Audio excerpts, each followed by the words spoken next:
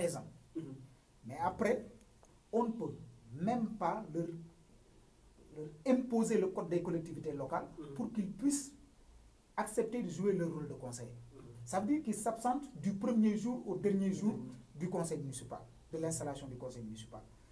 L'absentéisme étant aujourd'hui un fait qui est constaté dans le conseil municipal, nous avons dit qu'il faut vraiment faire tout pour faire des propositions afin d'enrayer exactement ce fléau-là qui est dans le conseil municipal.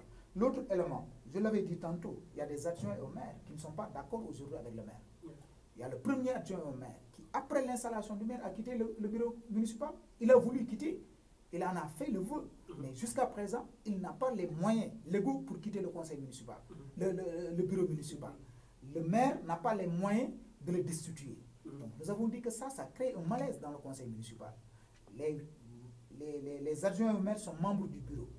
Ils acceptent aujourd'hui d'être avec le maire dans le bureau municipal et après, ils ne sont pas d'accord avec la politique du maire. Donc, nous avons dit que si le conseil municipal, si l'absentéisme est constaté, si le malaise est constaté dans le bureau municipal, mais qu'est-ce que nous proposons? Et de toutes les propositions que nous avons entendues, nulle part on a fait état de cet absentéisme ou de ce malaise qui gangrène presque tous les conseils municipaux. C'était le cas lorsque Ousmane Masseck était là, il y avait des adjoints au maire qui appartenaient à la LDMPT. Lorsque la LDMPT et le PDS se sont séparés au niveau national, mais l'adjoint au maire qui était de la LDMPT est resté adjoint au maire.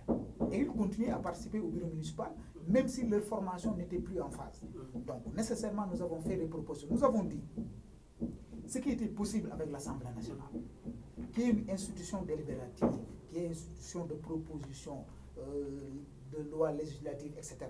Mais le conseil municipal gère le quotidien des Saint-Louisiens. Donc, nécessairement, il nous faut une proposition qui donnerait plus de vie et plus d'élan à l'action municipale. Comment? Si le maire est élu, nous acceptons qu'il est élu pour 5 ans, parce qu'il a des projets, parce qu'il porte aujourd'hui, qu'il est le premier magistrat de la ville, donc il porte les ambitions de cette ville.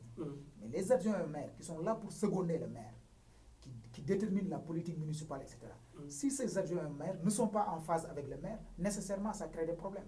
Donc pourquoi ne pas adopter l'ancienne proposition au niveau de l'Assemblée nationale, c'est-à-dire que le maire soit élu pour 5 ans et que les adjoints au maire soient élus pour 1 an renouvelable.